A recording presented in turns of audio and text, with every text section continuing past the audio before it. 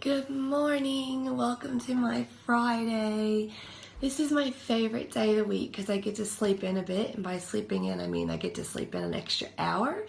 Probably could sleep in longer, however my guy's alarm goes up for him to get ready for work about 6:20, and then he continues to hit snooze maybe another 6 times, and my body's so conditioned to hearing alarm and getting up that that's what I do. So I'm up early on my Friday morning. It's about 6:30. I'm going to start my cup of tea.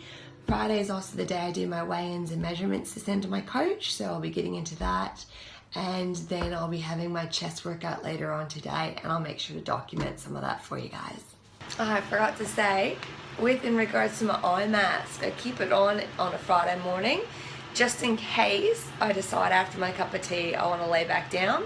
Makes it a lot easier to block out the light and tune out. I find that this has been an absolute lifesaver when it comes to getting full rested sleep. When I have it on, blocks out everything and I'm out cold. Nights when I don't have it, it's a bit of I wake up 2 o'clock in the morning, 4 o'clock in the morning, neighbors across the way turn the light on and it wakes me up. I gotta thank one of my clients for giving this to me. Best gift ever. The last one I had, Jared unfortunately sucked up in the vacuum. I've just done my morning weigh-in, and I'm weighing in the exact same weight as last week, which is good and bad. I still have 9 weeks to go, so it's probably a good thing I maintained where I was. Now it means I need to start adjusting a few things. So what I do is I track everything, my weights, my measurements, and the big lines through the middle with the difference. About every 5th week, I tend to not have a change, and that's my weight, and that's when I start adjusting either my exercise or adjust my nutrition.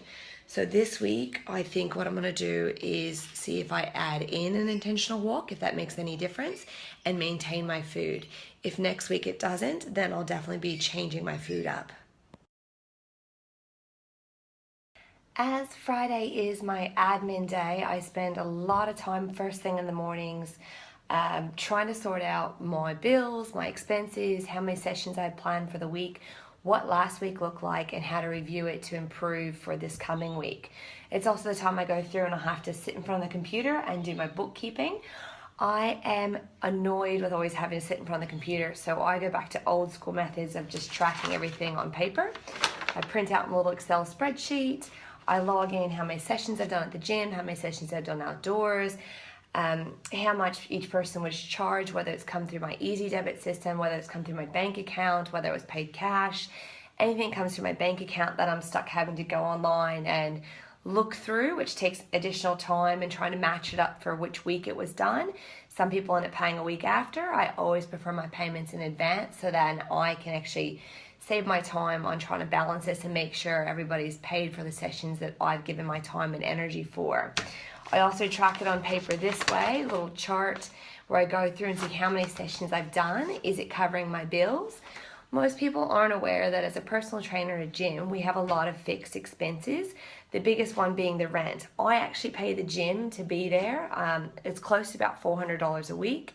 And then you average in my home income, my home rent, and then you're talking about another $280. So for me to even pay my fixed expenses, the big overheads, I have to earn over $700 a week. That doesn't include any money to pay for my food, any money for my supplements, any money for going out with people, coffees I want, anything else. So I have to work quite hard and making sure I can keep my business running successfully. One of the big things I'm looking at now is in the next year or two, if me and my guy decide to buy a house, I need my business to show a profit for 2 consecutive years in taxes. And to be honest, it hasn't done that. As much as I'd like for it to do that, I enjoy what I do, which is why I do it. I do need to start looking at ways to actually produce an income with my business other than just doing my face-to-face time.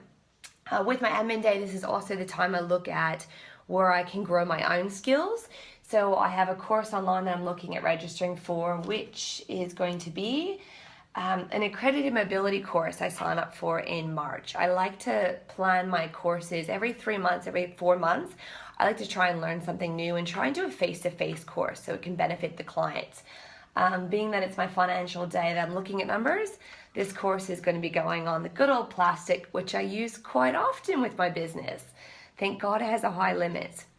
Anyway, I'll probably spend the next 2 hours doing some more admin, reconciling my accounts, planning my sessions for the week, looking at last week and reflecting how I can improve before I go and do my weight training session at 10. It's a little after 10 o'clock, which means it's time for me to do my workout. I'm in my at-home gym, and today is chest day. One of the days I actually don't enjoy training. I, for some reason, can't stand training my chest, mainly because most exercises are just push exercises, which I find relatively boring. But to mix things up and help improve my strength, especially with the grip, I'm adding on this thing called fat grips. So these fat grips actually can create a wider resistance in your hand, so to improve your grip strength. So this means later on when I'm trying to work on like deadlifts or anything that requires the grip for my pull-ups, my forearms and the muscle and the strength to grip can actually improve, so I can build more strength later on. So I like to practice using these, especially on these push days, because I just find chest day boring, but this adds a little bit of variety and a little bit more challenge into it for me. So today's lineup, I am doing 5 sets of everything I'm doing. Normal bench press, supersetting with push-ups, then I'm going to do dumbbell flies, and then incline bench press, and go from there.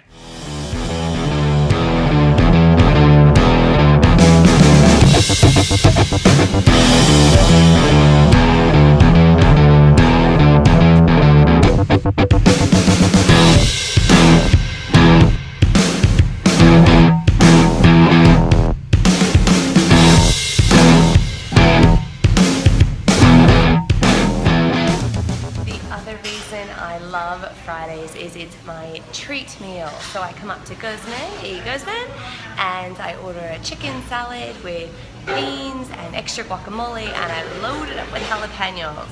And this is what I get to do for my treat meal, to enjoy, to give me enough energy to replenish my muscles from my chest session I did, and for all the chores I have to do when I get home. It's also house cleaning day.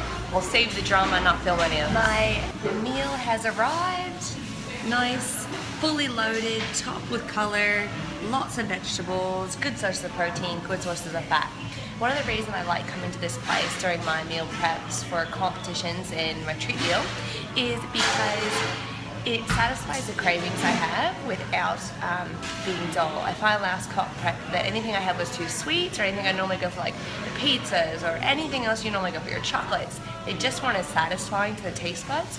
As I've been in prep now for 12 weeks, the taste buds have completely changed, and I just want spice and flavor and freshness as much as possible. All my chores are finished, the house is clean. Now I'm going to head up and catch a train to North Sydney. I've got a craving for some chocolate peanut buttery, something good. So my friends up at Performance Sports Nutrition always have wonderful healthy treats and protein shakes. So I'm going to see if they have a new one, or one that is peanut butter chocolate flavor, for me to give a try. And then head home afterwards and chill out this evening. I've just popped into one of my favorite shops in North Sydney, Performance Sports Nutrition, where they hit me up with all my amazing supplements and protein supplies. And the best part is, you get to try before you buy. They have a new one that's chocolate peanut butter flavored, and it's also gluten-free. So I'm a huge fan of this one right now. I'm back from my walking back from North Sydney. It's only a short 4K walk. And now it's time for me to jump in the shower and unwind. Looking at my day, I was active for 5.5 hours, and it said I did 17,573 steps. So not too shabby for not doing any intentional cardio, just out walking, doing what I normally do in my day. Before I take my shower, something I like to share with you guys, especially the ladies. One important tip with helping reduce cellulite and improving the clarity of your skin is body brushing. Don't know if you have one, but they're really, really helpful. The benefit to body brushing is it helps with your lymphatic system in releasing toxins through the body. It also helps minimize the the cellulite appearance in your skin by helping increase circulation. Not to mention, it's really beneficial for getting rid of any dry and flaky skin. When going into comp prep, it's important before your tan to make sure all the dead skin's off. So I like to make sure I do this, if not daily, every other day at the very least. And you always just want to rub in a downward motion towards the heart if you're doing the arms. And if you're doing the legs, you want to start going upwards towards the heart. small circular motions, just long enough to feel the warmth and the blood rush to that area, and that's all you need to do.